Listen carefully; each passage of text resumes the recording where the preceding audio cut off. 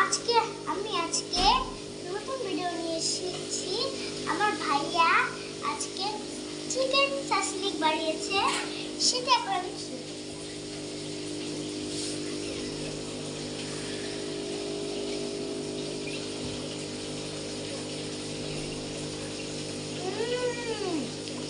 দারুন।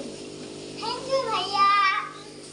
আপনারা সবাই খেয়ে দেখেন, আপনারা সবাই ঘরে ট্রাই করে দেখাবেন।